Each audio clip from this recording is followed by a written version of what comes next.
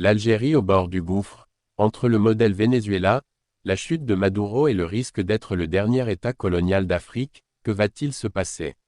Le premier sujet: l'Algérie sur les traces du Venezuela. La mise en garde de l'ex-ministre Noureddine Boukroul. L'économiste et intellectuel algérien Noureddine Boukrou compare l'Algérie au Venezuela et alerte sur les risques internes et internationaux d'un pouvoir autoritaire et d'une économie dépendante du pétrole. L'ancien ministre algérien et penseur critique du régime militaire, Noureddine Boukrou, a tiré la sonnette d'alarme sur la trajectoire de l'Algérie, la comparant à celle du Venezuela en matière de gouvernance autoritaire, de risques internes et de tensions internationales. Dans une publication samedi dernier, Boukrou évoque avec un mélange de frustration et de lucidité la situation vénézuélienne et les récentes arrestations d'opposants aux États-Unis, notamment celle du président Nicolás Maduro, qu'il décrit comme un dictateur, incapable, et corrompu, ayant ruiné son pays. Selon lui, l'Algérie soutient historiquement des régimes autoritaires similaires et pourrait suivre un chemin comparable si elle ne réévalue pas ses choix politiques et économiques. Pour Boukrou, l'Algérie et le Venezuela partagent une dépendance excessive aux revenus pétroliers, un discours anti-impérialiste purement rhétorique, et un exercice du pouvoir autoritaire masqué derrière des promesses populistes. Sur le plan interne, il dénonce la dépréciation du dinar, le développement du marché parallèle des devises, les tensions sociales et la hausse des prix des carburants. Sur le plan externe, l'ancien homme d'État met en avant les contentieux frontaliers, les conventions militaires régionales, les accusations de soutien au terrorisme, les plaintes pour atteinte aux droits humains et le trafic de drogue comme autant de menaces pour la stabilité du pays. Entre la Gamza et la Dabza de Trump. Noureddine Boukrou conclut en appelant l'Algérie à réviser ses stratégies politiques et économiques sans attendre, sous peine de subir des conséquences imprévisibles dans un contexte international en pleine mutation. Dans une autre publication datant d'hier lundi soir, il accuse le pouvoir algérien de ne pas avoir bien reçu le message. Boukrou illustre la vulnérabilité du voisin de l'Est face aux pressions internationales en s'appuyant sur la métaphore maghrébine de la Gamza, clin d'œil, et de la Dabza, coup de poing. Selon lui, cette logique résume la manière dont Donald Trump a corrigé Nicolás Maduro, l'ex-président vénézuélien qui a ignoré les avertissements répétés, envoyés avec subtilité.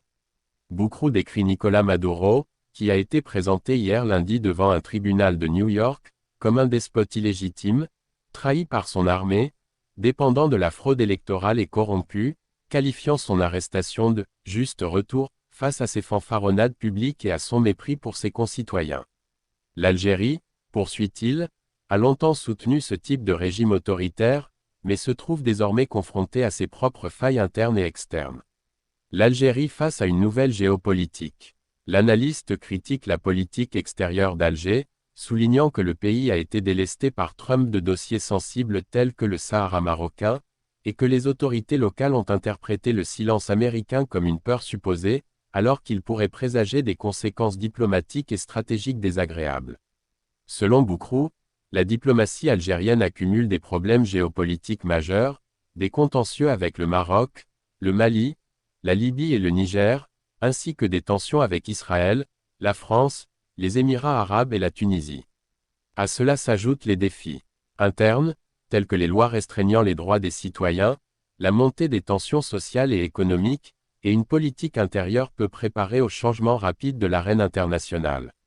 Il appelle ainsi à un congrès national pour repenser les stratégies intérieures et extérieures, au lieu de poursuivre des politiques à l'ancienne.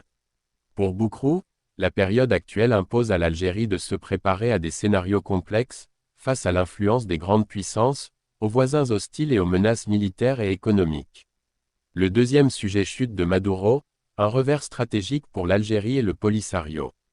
Les équilibres mondiaux évoluent à grande vitesse et la capture par l'armée américaine du désormais ancien président vénézuélien, Nicolás Maduro, met l'Algérie et le Polisario dans une position complexe.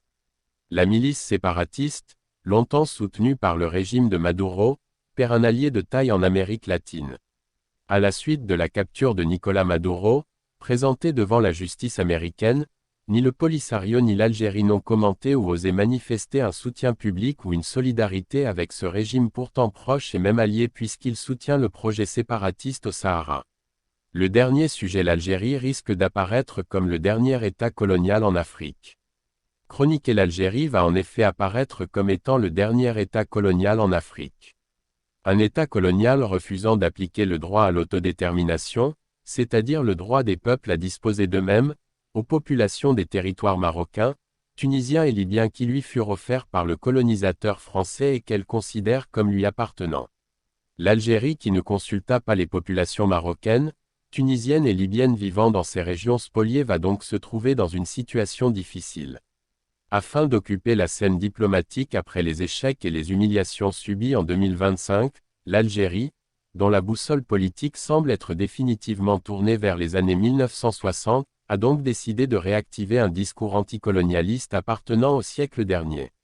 Comme l'écrit ici même l'ambassadeur Driancourt, cette posture, qui pouvait se comprendre dans les années 1960 alors que subsistaient encore des colonies en Afrique, Angola, Mozambique, Rhodésie, Sahara espagnol, apartheid sud-africain, conserve-t-elle la même pertinence en 2025, à l'heure où les structures coloniales ont disparu du continent?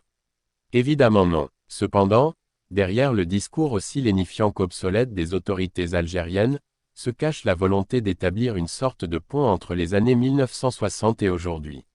En réactivant, comme l'écrit encore l'ambassadeur Driancourt, la thématique de la dernière colonie d'Afrique, à savoir le Sahara occidental, l'Algérie montre qu'elle n'a pas accepté sa défaite diplomatique au sujet de ce territoire historiquement marocain. Elle tente donc de biaiser afin de rallumer une mèche qui a pourtant été éteinte devant le Conseil de sécurité de l'ONU.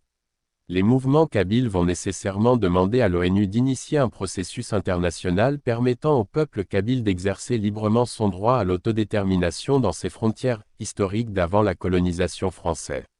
Ce faisant, l'Algérie se livre à un jeu dangereux car elle risque de se trouver dans l'inconfortable position de « je m'explique ». Durant des décennies, l'Algérie a exigé que se tienne un référendum afin de savoir si le Sahara occidental avait vocation à retourner dans le giron de sa mère patrie marocaine, ou bien s'il pouvait revendiquer une indépendance relevant du surréalisme diplomatique. Mais, en même temps, cramponné sur son riche héritage territorial colonial, Alger écartait toute idée de référendum pour les populations des provinces marocaines, tunisiennes et libyennes qui lui avaient été rattachées par le colonisateur au nid de même. Alger se gardait bien d'évoquer la volonté des Touaregs qui, dans les années 1960, refusant toute appartenance à la future Algérie, avaient demandé à la France un statut séparé. Quant aux souhaits des Kabyles, il s'inscrivait lui aussi dans une claire et argumentée revendication nationale. En effet, en 1830, quand la France chassa les Ottomans, en dehors de la ville d'Alger, ces derniers ne contrôlaient qu'une partie de la Mitidja et quelques enclaves territoriales. Or, ce fut la France qui rassembla des ensembles régionaux qui n'avaient jamais eu le moindre destin commun, dont les Kabylies et les Aurès, que la régence ottomane n'avait jamais pu contrôler. En réactivant un discours anticolonial appartenant à une époque révolue, l'Algérie a donc ouvert une boîte de Pandore, ce qui, dans l'avenir, va lui causer bien des problèmes. Elle va en effet apparaître comme étant le dernier État colonial en Afrique. Un État colonial refusant d'appliquer le droit à l'autodétermination, c'est-à-dire le droit des peuples à disposer d'eux-mêmes, aux populations des territoires marocains, tunisiens et libyens qui lui furent offerts par le colonisateur français et qu'elle considère comme lui appartenant. L'Algérie qui ne consulta pas les populations marocaines, tunisiennes et libyennes vivant dans ces régions spoliées va donc se trouver dans une situation difficile. Quant à la revendication kabyle présentée comme une question de décolonisation inachevée, elle va se poser avec de plus en plus de force dans les années futures. Le risque pour l'Algérie sera alors qu'elle finisse par apparaître comme relevant de la compétence de l'ONU, les Kabyles soutenant en effet que leur patrie fut rattachée à l'Algérie sans consultation de ses populations. Dans les années à venir, comme ils bénéficient internationalement d'un large courant de sympathie, les mouvements kabyles vont nécessairement demander à l'ONU d'initier un processus international permettant au peuple kabyle d'exercer librement son droit à l'autodétermination dans ses frontières historiques d'avant la colonisation française. S'il y réussissait, ce serait alors l'existence même de l'Algérie qui serait en jeu. Voilà quel serait le résultat de plusieurs décennies d'errance politico-diplomatique algérienne.